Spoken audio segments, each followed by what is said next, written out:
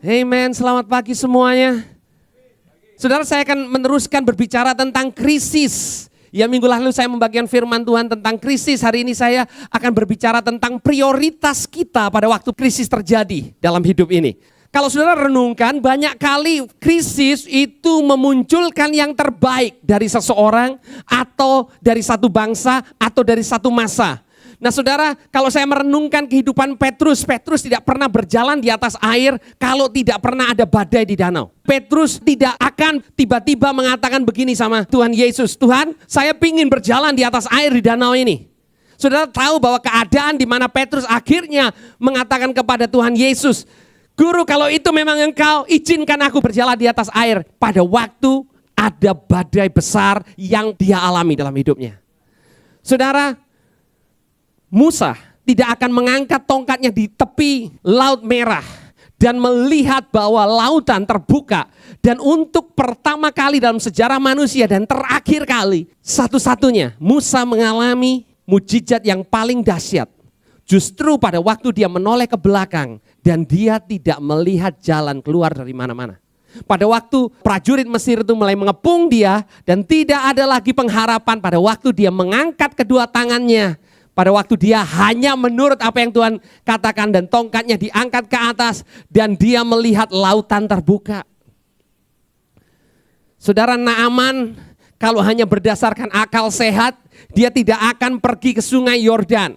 Naaman ini panglima perang Syria yang begitu disegani dan dia katakan sungai yang ada di bangsaku begitu bersih.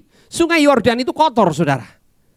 Dan dia katakan, ngapain aku harus jauh-jauh pergi ke sungai yang kotor dan mencelupkan diri di sana 7 kali. Kalau bukan karena kustanya yang semakin hari semakin parah, dia tidak akan melakukan hal yang dia anggap kekonyolan. Saudara, sering kali Tuhan bawa krisis di dalam kehidupan kita. Dan krisis itu mengeluarkan yang terbaik sewaktu kita merespon dengan benar terhadap krisis yang terjadi di dalam kehidupan kita. Ada amin, saudara. Saudara, kalau Petrus mengalami hal itu, 17 abad kemudian sekitar tahun 1700-an ada seorang pemuda yang berada di atas kapal. Saat ini badainya tidak di danau tapi di samudera Atlantik. Pemuda ini begitu sinis terhadap kekristenan, begitu suka mengolok-olok temannya yang senantiasa bawa Alkitab kemana-mana. Dan kemudian satu kali dalam perjalanannya pulang dari Afrika, dia berada di bawah badai yang begitu kuat. Selain dia pelaut, dia menemukan cara yang paling gampang pada zaman itu untuk dapat duit. Yang untungnya paling gampang adalah dagang budak, saudara. Bawa dari Afrika, jual ke Eropa. Bawa dari Afrika, jual ke Eropa. Dan anak muda ini di usia 20-an menjadi sangat kaya. Tetapi satu kali pada waktu malam, dia sedang tidur di kapal dan badai yang besar menghantam kapalnya. Salah satu dinding kapalnya bocor, saudara. Kapal kayu mestinya dia udah tenggelam. Mestinya. Pada waktu itu dia menjerit. Dan akhirnya ada pertolongan dari Tuhan. Orang itu namanya John Newton. Itu sebabnya dia mengarang lagu Amazing Grace. Dan dia menjadi pengkhotbah. Dan dia katakan begini, saya punya iman untuk menyelesaikan 50 tahun. Untuk saya berkhotbah kemana-mana. Usianya 20-an tahun pada waktu itu. Dan pada waktu dia sudah berumur 70-an, orang mengatakan suaramu tidak keluar sudah. Kesehatanmu sudah undur. Tapi dia katakan selama Tuhan masih kasih saya suara, saya tetap akan mengabarkan Injil. Saudara, krisis yang dialami oleh John Newton mengeluarkan yang terbaik dalam kehidupannya. Krisis yang kita alami dan kita responi dengan benar akan mengeluarkan apa yang ada di dalam kita. Dan itu menjadi yang terbaik yang Tuhan mau kita alami dalam hidup ini. Saudara, krisis bukan sesuatu yang perlu menjadi keadaan yang membuat kita terjepit dengan ketakutan. Krisis Tuhan pakai untuk membawa yang terbaik keluar dari hidup kita. Saya ingin mengajak saudara untuk membuka Matius pasal yang ke-6 ayat yang ke-33. Dikatakan, tetapi carilah dahulu kerajaan Allah dan kebenarannya, maka semuanya itu akan ditambahkan kepadamu. Saudara, apa itu semua itu ditambahkan kepadamu? Di ayat 31 dan 32 dikatakan ini, saudara. Sebab itu jangan kamu khawatir dan berkata apa yang akan kami makan, apa yang akan kami minum, dan apa yang akan kami pakai. Semua itu dicari bangsa-bangsa yang tidak mengenal Allah, akan tetapi Bapamu yang di surga tahu bahwa kamu memerlukan semuanya itu. Saudara, ayat 33 mengatakan bahwa semuanya itu akan ditambahkan kepadamu. Artinya Tuhan tahu apa yang kita perlu di dalam hidup ini dan Tuhan siap untuk menambahkan itu ke dalam kehidupan kita. Nah saudara, pada waktu saya baru pertama kali menjadi orang Kristen, saya belajar tentang Matius 6 ayat 33. Dan kira-kira yang saya tangkap dari orang yang mengajarkan kepada saya adalah seperti ini. Sebagai orang Kristen, kamu perlu melayani Tuhan. Itu kewajiban. Nah, kalau kamu melayani Tuhan terlebih dahulu, maka Tuhan akan berikan yang lain dalam hidupmu. Tapi kalau kamu tidak mengutamakan pelayanan untuk Tuhan, kamu tidak dapat semuanya itu. Maka orang mulai melayani Tuhan atas dasar suka atau atas dasar tidak suka. Tetapi sukanya atas apa yang ditambahkan ke dalam kehidupannya. Saudara, sesungguhnya ayat ini tidak pernah berbicara dalam konteks yang seperti itu. Hari ini kita akan belajar apa sih yang disebut kerajaan Allah. Dan bagaimana Tuhan memakai kerajaan Allah yang kita cari ini sebagai saluran untuk kita mendapatkan tambahannya. Saudara, kembali Tuhan mengatakan ini hanya ditambahkan. It is just added unto you. Bukan yang prime, bukan yang utama. Saya mengambil satu gambaran seperti ini saudara. Kalau saudara hari ini lihat di koran ada dijual laptop. Bagi saudara yang beli 30 pemberi pertama akan ada hadiah tambahan printer gratis. Tapi saudara nggak membaca, saudara beli printer inkjet hadiahnya laptop. Saudara membeli mobil kemudian diberikan aksesoris gratis. Bukan beli aksesoris dapat mobil gratis. Saudara mengerti itu? Sekarang perumahan-perumahan ada yang pasang advertising, kalau saudara beli rumah dapat TV 42 inch gratis. Tapi saudara belum pernah baca advertising, saudara beli TV 42 inch dapat rumah gratis. Itu loh artinya ditambahkan saudara. Yang ditambahkan itu selalu nilainya lebih kecil dari apa yang utama. Yang ditambahkan bukan yang difokuskan. Saudara tidak cari kerajaan Allahnya. Karena yang ditambahkannya bagus. Itu bagian yang ditambahkan dan memang bagus. Tapi bukan itu fokusnya. Nah saudara, di ayat yang ke-33 tadi dikatakan tetapi carilah. Di ayat yang ke-32 juga dikatakan semua itu dicari. Saudara, Alkitab kita ya bahasa Indonesia ini bahasa yang minim dengan kata-kata. Ya. Jadi kata cari ya semua dicari. Tapi sesungguhnya di bahasa aslinya ada perbedaan antara ayat 33 dan ayat 32. Di ayat 33 dikatakan mencari kerajaan Allah. Dan kemudian tambahannya akan datang dalam kehidupan kita. Ayat ke-32 dikatakan orang-orang di dunia mencari dan fokusnya lain. Ya semua yang ditambahkan itu. Beda antara mencari di ayat 32 dengan mencari di ayat 33 di dalam bahasa aslinya. Mencari 32 itu berbicara dengan mencari sampai berkeringat dengan susah payah.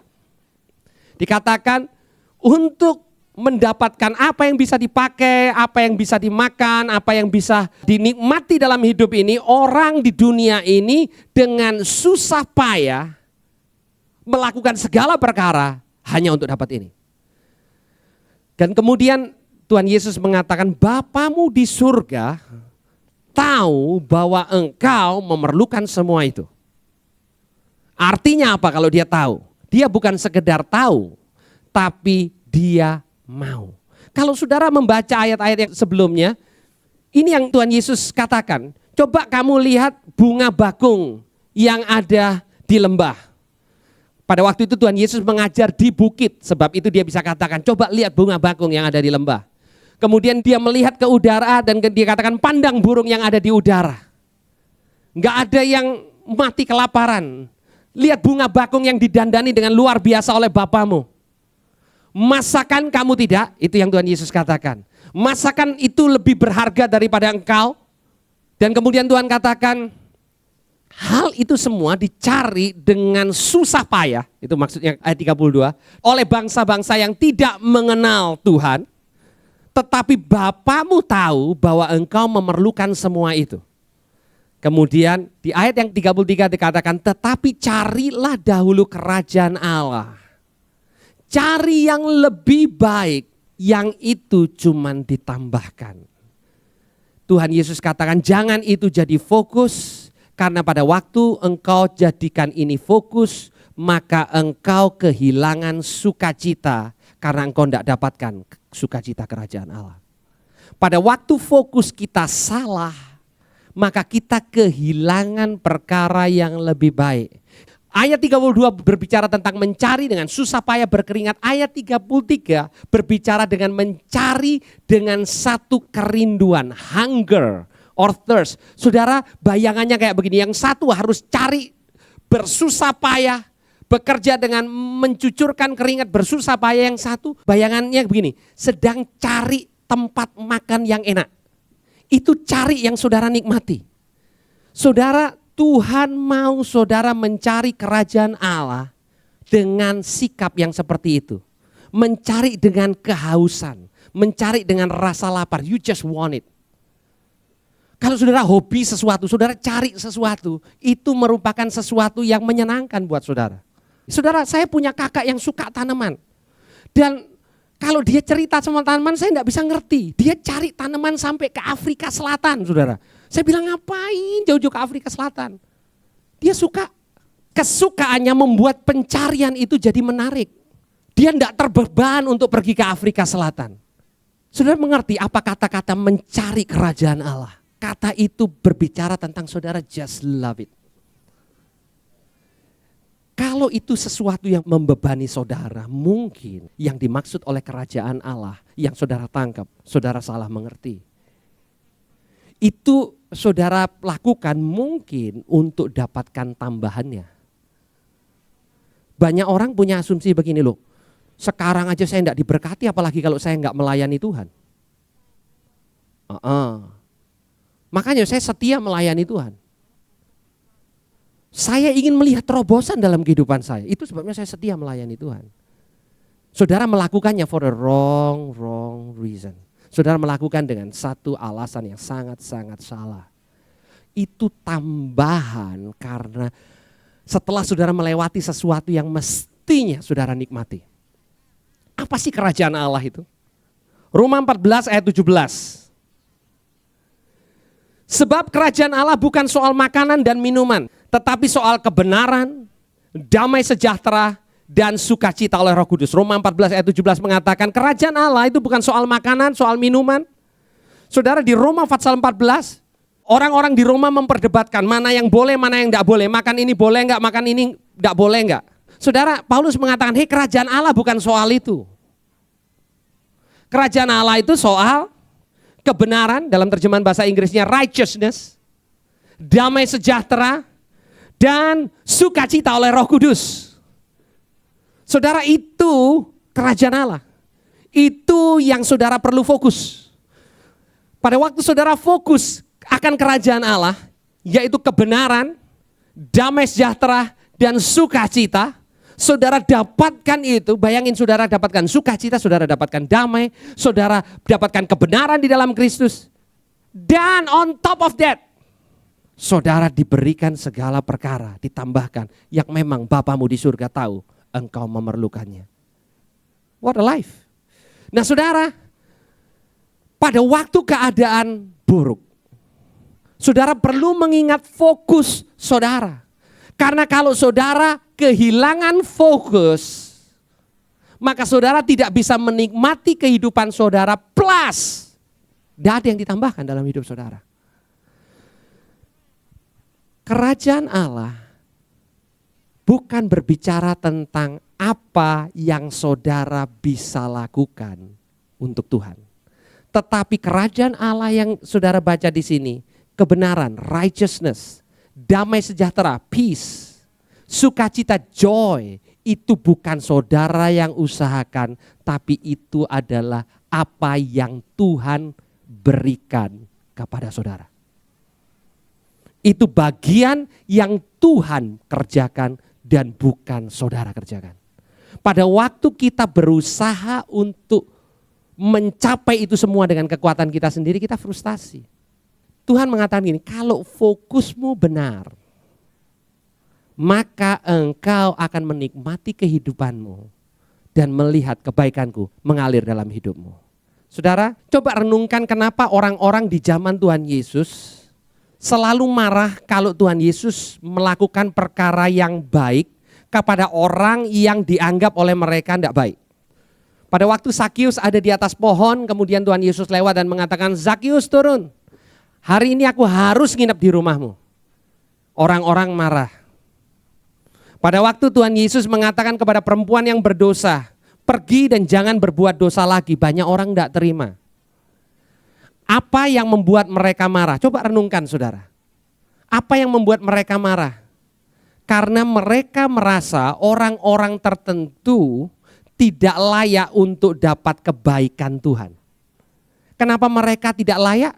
Karena mereka mengasosiasikan kebaikan Tuhan dengan kebaikan orang-orang itu. Mereka mengasosiasikan kebaikan Tuhan harus setara dengan apa yang sudah dilakukan oleh orang-orang itu. Itu sebabnya pada waktu orang-orang yang mereka anggap tidak layak untuk dapatkan kebaikan, menerima kebaikan Tuhan, mereka marah. Itu yang membuat orang-orang Farisi marah. Dalam hati orang-orang Farisi itu, ini yang mereka pikirkan. Saya puasa seminggu 2 kali. Saya tambahin 10 hukum Allah jadi 1000 hukum. Saya lakukan semuanya udah benar. Kok Tuhan Yesus nginepnya di rumah Zakius? Itu tuh orang itu meresin orang terus. Saya lebih layak. Pada waktu saudara masuk dengan pola pikir seperti itu, maka saudara berusaha untuk dapatkan apa yang ditambahkan dengan kekuatan saudara untuk menyenangkan hati Tuhan. Saudara sulit untuk mengatakan saya gagal, tapi saya perlu berkat Tuhan untuk ditambahkan. Saya salah dalam hidup ini, tapi saya mau belas kasihan Tuhan. Saudara berpikir saya tidak layak. Saudara melihat begini, ya kelihatannya yang main musik kayak begitu, yang khotbah di depan, ya rasanya itu buat salahnya lebih sedikit dari saya. Nah itu mungkin Tuhan perhitungkan. Berapa banyak kita selalu mendapatkan pemikiran seperti itu. Itu pemikiran manusia saudara. Itu sebabnya tokoh Yesus pada waktu berjalan di muka bumi ini kontroversial. Makannya suka sama orang-orang berdosa. Petugas pajak buat pesta di rumahnya Matius. Tuhan Yesus datang nongol di sana. Terus kemudian ada seorang wanita berdosa mengurapi kakinya Yesus. Orang-orang bilang gini, kalau dia memang sakti, dia tahu ini siapa nih. Tahu nggak dia ini perempuan berdosa? Tuhan Yesus bilang apa? Bukan orang yang sehat yang perlu dokter. Bukan orang yang merasa dirinya baik yang perlu anugerah. Tapi orang yang tahu dirinya tidak baik. Dia mudah untuk mengerti bahwa dia perlu anugerah. Saudara, perkara baik yang Tuhan berikan kepada saudara dan saya bukan karena saudara lolos kualifikasi untuk dapatkan itu. Kita punya pemikiran seperti itu. Sulit pemikiran kita diubahkan bahwa Tuhan suka berkati saudara dan saya. Pada waktu Tuhan mengatakan cari dahulu kerajaan Allah, itu bukan tugas yang membebani. Kalau sampai saudara melihat kehidupan kekristenan itu membebani saudara, saudara mempercayai sesuatu yang salah. Tuhan mengatakan, mari datang kepadaku yang letih, lesu dan berbeban berat. Aku akan berikan kelegaan kepadamu. Tuhan itu punya motivasi yang murni. He just want to bless you. Saudara, jalannya saudara diberkati. Cari kerajaan Allah. Saudara itu berbicara tentang setiap pagi saudara bangun, saudara fokus kepada kerajaan Allah. Kepada apa yang Yesus lakukan. Saudara, hari-hari ini orang berbicara tentang krisis. Tapi saya ingin beritahukan kepada saudara, krisis di luar tidak seberbahaya krisis di dalam.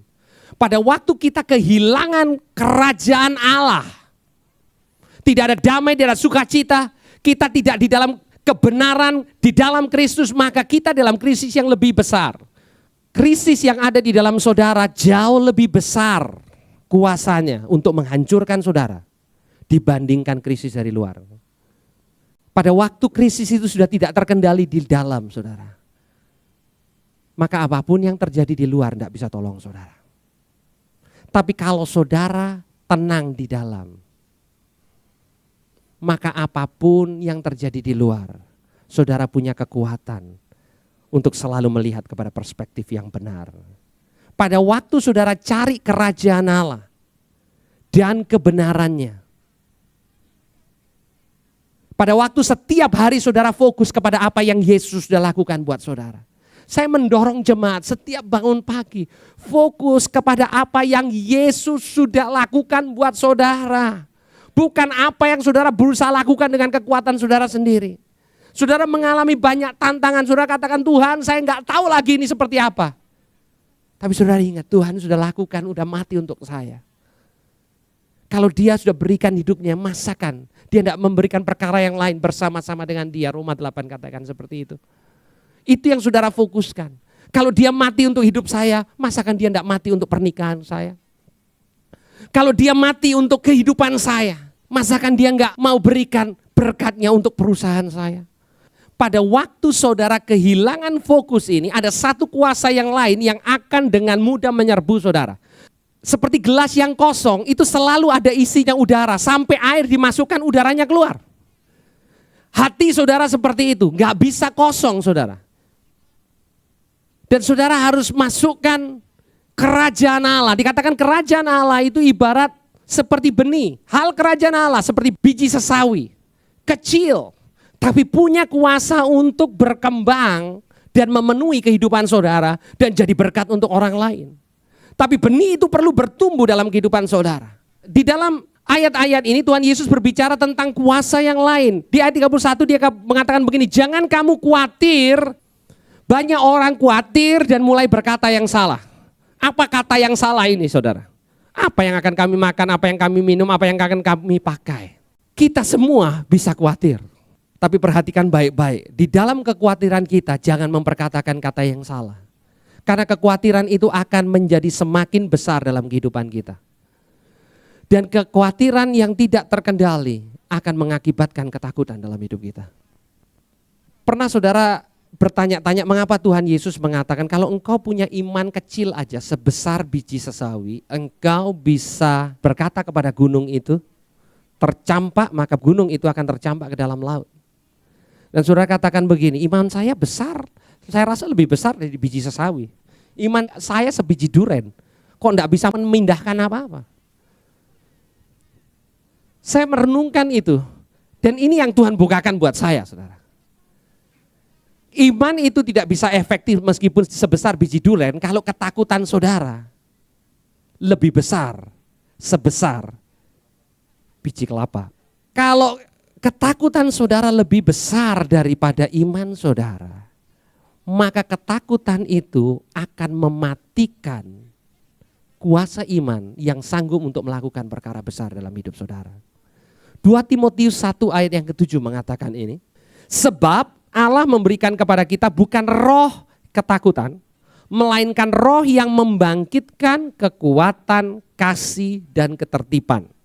Di dalam terjemahan yang lain dikatakan, roh yang membangkitkan kuasa, kasih, dan pemikiran yang jernih, sound mind. Ini kontrasnya. Kalau ada roh ketakutan yang bekerja, maka roh yang satu ini, yang memberikan kuasa, memberikan kasih, dan memberikan pemikiran yang jernih tidak bisa bekerja. Saudara, saya sering kali membaca ayat 2 Timotius 1 ayat 7. Tadi pagi pada waktu saya merenungkan, dan saya percaya Roh Kudus berbicara, dia katakan gini, kekhawatiran yang terus-menerus itu membuat ketakutan masuk, dan ada yang namanya roh ketakutan yang akan melumpuhkan iman. Meskipun ada. Banyak orang yang sudah tidak bisa berpikir jernih. Yang dia pikirkan selalu arahnya ke negatif. Kenapa? Karena ada roh ketakutan yang bekerja against, melawan iman yang dalam hidupnya. Gampangannya begini, kalau saudara punya iman artinya narik ke kanan, maka ada ketakutan yang membuat saudara narik ke kiri. Seberapa besar iman saudara? Iman saudara harus lebih besar daripada ketakutan saudara. Kalau saudara tidak ada diliputi oleh ketakutan, maka meskipun saudara punya iman sebesar biji sesawi, saudara bisa memindahkan gunung. Tetapi kalau saudara mengatakan, tidak, saya punya iman yang luar biasa. Kalau saudara diliputi oleh ketakutan yang luar biasa, maka meskipun iman saudara besar, ketakutan saudara lebih besar, saudara tidak melakukan apa-apa. Saya ingin menggambarkan pada waktu Petrus berjalan di atas air. Saudara perlu iman, saudara, benar gak? Untuk minta kepada Tuhan Yesus. Kalau itu memang kamu, suruh aku berjalan di atas air. Tuhan Yesus mengatakan, yuk kemari. Dia mulai berjalan. Saudara, ada iman enggak? Ada. Kemudian kok tenggelam? Ada yang mengatakan imannya hilang. Saya lebih condong mengatakan imannya enggak hilang. Ketakutannya nambah. Pada waktu dia mulai mendengar dan merasakan hembusan angin, dia mengatakan, wow, ini enggak bisa nih. Mulai takut, saudara. Apakah dia tiba-tiba tidak percaya lagi bahwa Tuhan Yesus itu mampu? Enggak. Dia tetap percaya, tapi di satu sisi ada ketakutan yang menarik dia. Akhirnya dia turun ke bawah. Baik saudara untuk melatih iman, tapi saudara harus melepaskan ketakutan. Saudara, kekhawatiran ada di mana-mana. Itu sebabnya Tuhan Yesus mengatakan begini, cara engkau memandang, cara engkau mengatakan itu penting.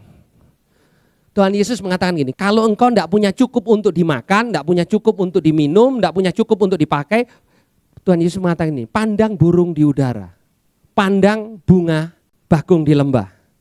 Artinya gini, jangan mandang yang salah, jangan fokus kepada yang salah. Jangan pandang yang salah, jangan katakan yang salah. Bila mana engkau khawatir dan berkata, saudara, kekhawatiran bisa datang. Tapi dikatakan di ayat 31, sebab itu jangan engkau khawatir dan berkata. Nah, berkatanya ini jangan salah. Engkau bisa khawatir, tapi katakan begini. Enggak, tapi Tuhan tetap pelihara. Enggak, tapi Tuhan mampu kok untuk menyembuhkan saya. Tuhan sanggup kok untuk mengubah pernikahan saya.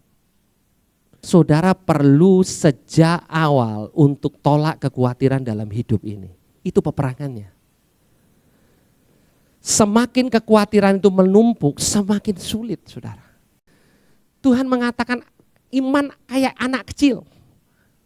Enggak perlu iman besar, cuman intinya apakah ada ketakutan besar yang ada dalam hidupmu, yang menghambat imanmu. Apakah ada roh ketakutan yang membuat roh dari Tuhan, yaitu kuasa, kasih, dan pemikiran yang jernih, hilang dari hidupmu.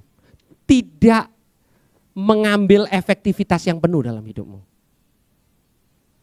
Saudara, kita yang perlu fokus setiap hari, itu sebabnya Tuhan Yesus katakan, cari dulu kerajaan Allah. Cari dulu kerajaan Allah. Ayat 34, saudara. Sebab itu jangan kamu khawatir akan hari esok, karena hari esok mempunyai kesusahannya sendiri. Kesusahan sehari cukup untuk sehari. Nah saudara, ada orang yang mengartikan ayat ini dan mengatakan gini, jangan rencana untuk hari besok. Hari esok punya kesusahannya sendiri. Bukan saudara, Tuhan tidak mengatakan begitu. Tuhan katakan jangan kamu khawatir tentang hari esok. Bukan jangan kamu rencanakan hari esok. Hari esok perlu direncanakan dengan iman pada hari ini. Artinya ini saudara. Saudara, setiap hari itu ada tantangannya. Enggak ada satu hari dalam hidup saudara yang tidak punya tantangan. Tuhan berikan kepada kita kemampuan, kuasa untuk menang terhadap tantangan setiap hari pada waktu kita mencari kerajaan Allah terlebih dahulu. Kata terlebih dahulu itu dalam bahasa Gerikanya itu proton. Itu artinya the first, nomor satu, paling hebat. Tuhan katakan gini, nomor satu yang paling penting dalam hidupmu setiap hari, cari dulu kerajaan Allah. Yang lain itu cuman ketambahan. Kalau engkau benar, engkau tiap hari diingatkan apa yang Yesus sudah lakukan, apa yang kau layak terima bukan karena perbuatan baikmu, tapi apa yang Yesus sudah lakukan. Saudara senantiasa punya kekuatan yang baru dalam hidup ini. Terus kemudian saudara katakanlah, kalau saya hari ini punya kekuatan baru, nah besok gimana?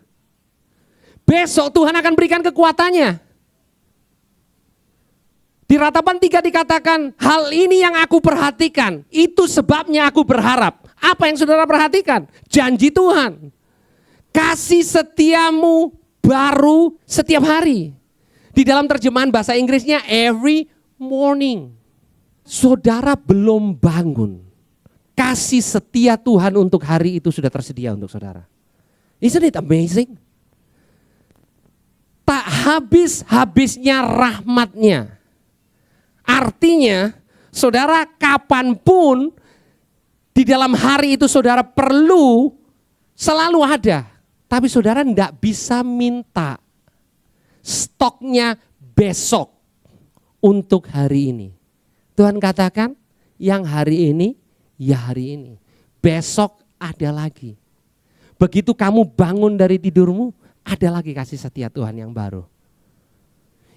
Kasih setia Tuhan untuk hari ini perlu saudara ambil hari ini untuk saudara bisa melewati hari ini dengan kuasa, dengan kasih, dan dengan pemikiran yang jernih. Ada orang yang hidup hari ini tapi pikirannya begini, saya tidak bisa menikmati hari ini karena hari depanku suram. Saya tidak bisa sukacita hari ini karena hari depanku suram. Masa laluku penuh dengan kegagalan. Pada waktu Tuhan memperkenalkan kepada Musa, dia katakan namanya adalah I am. Dia adalah Tuhan. Saudara mengatakan bukankah Tuhan juga Tuhan untuk masa lampau? Ya, dia ada di masa lampau dan dia tidak berubah untuk masa yang akan datang. Tapi dia mau saudara mengenal dia sebagai Tuhan hari ini. Berhenti untuk mengatakan ini. Kalau saya melihat keluarga saya sudah berubah. Suami saya sudah berubah, tidak suka marah-marah. Istri saya sudah berubah, anak-anak saya sudah berubah, pernikahan saya sudah berubah, bisnis saya sudah diberkati. Maka saya akan penuh dengan damai sejahtera, sukacita. Itu bukan apa yang firman Tuhan katakan. Saudara bisa dapatkan hari ini pada waktu fokus saudara benar. Sekalipun keadaan itu belum berubah. Saudara bisa dapatkan hari ini dan saudara Tuhan mau berikan kepada saudara hari ini kuasa supaya saudara menang hari ini, saudara berpikir jernih hari ini untuk masa depan saudara. Saudara belajar untuk menikmati kerajaan Allah hari ini. Dan kalau saudara bersikap benar hari ini, saudara punya janji Tuhan untuk masa depan. Bukan berarti masa depan gak punya pergumulan, gak pernah punya tantangan. Ada tantangannya untuk masa depan. Tapi saudara-saudara disediakan jalan keluar, kasih setia yang tidak ada habis-habisnya di masa depan. Kalau saudara pernah melewati masa-masa yang sangat sulit, coba perhatikan, ingat-ingat baik-baik. Kalau saudara sungguh-sungguh bergantung sama Tuhan. Kadang saudara juga bingung, kok bisa ya saya lewati hari-hari yang begitu sulit dalam hidup saya. Sampai hari ini. Karena ada kasih setia Tuhan pada hari itu untuk saudara. Yang membuat saudara mampu. Mungkin saudara mikir saudara bingung sendiri, ya kok bisa ya? Kok saya masih punya kekuatan untuk bertahan dan melewati waktu itu? Waduh, itu waktu-waktu yang sangat sulit. Setiap kita punya waktu kayak begitu. Karena ada kasih setia Tuhan. Ada pertolongan Tuhan. Jangan fokus kepada perkara yang salah di masa lalu. Ada orang yang terlalu khawatir akan masa depan. Dan terlalu fokus kepada penyesalan masa lalu. Kalau saja saya tidak mengambil keputusan itu 5 tahun yang lalu. Kalau saja saya tidak mengenal dia 10 tahun yang lalu. Kalau saja orang ini tidak pernah masuk dalam kehidupan keluarga kami. Kalau saja, sudah sejarah saudara. Saudara pikirkan terus nggak mengubah apa-apa. Penyesalan dan kekhawatiran itu jadi beban dan tidak akan membawa apa-apa. Firman Tuhan mengatakan karena kekhawatiranmu tidak akan memperpanjang umurmu sedikit pun. Bisa memperpendek, iya saudara. Memperpanjang enggak saudara. Itu sebabnya Tuhan mengajar kepada kita setiap hari. Kekristenan itu berbicara tentang setiap hari, bukan setiap hari Minggu, setiap hari saudara. Mengandalkan Tuhan, cari kerajaan Allah. Saya ingin menutup dengan mengatakan krisis itu membuat kita lebih gampang untuk aware, untuk sadar bahwa kita perlu Tuhan setiap hari. Seringkali ini adalah cara yang tidak enak, tetapi kadang ini perlu karena kita ini suka lupa. Cara pandang saudara terhadap krisis harus berubah. Kalau hari ini saudara mengalami masa-masa sulit di dalam kehidupan saudara, ada tekanan, ada krisis. Yang pertama, krisis itu mengeluarkan yang terbaik dari kehidupan saudara kalau saudara responi. Yang kedua, krisis itu mengingatkan saudara bahwa saudara tidak bisa hidup tanpa Tuhan. Krisis membuat prioritas kita kembali benar selama kita merespon krisis itu dengan benar. Apapun krisis yang saat ini saudara alami, krisis itu selalu membawa kebaikan asal kita merespon dengan baik. Dan kembali saudara, yang paling berbahaya bukan krisis yang terjadi di luar sana. Yang paling berbahaya pada waktu badai dan krisis itu mulai hantam dalamnya saudara. Karena dampaknya lebih besar daripada krisis yang di luar. Itu bisa menghancurkan saudara. Tapi Tuhan mengatakan, aku berikan kepada engkau jalan lebih baik. Cari dahulu kerajaan Allah. Fokus kepada apa yang aku lakukan tiap hari. Fokus kepada apa yang Yesus sudah lakukan buat saudara. Penerimaannya yang tidak berkesudahan setiap hari. Jangan fokus kepada kegagalanmu. Jangan fokus kepada apa yang belum kau capai di masa depanmu. Fokus kepada apa yang dia sudah lakukan 2000 tahun yang lalu. Maka saudara akan dapat ketenangan dan saudara akan melihat hari depan yang penuh harapan. Mari kita berdoa.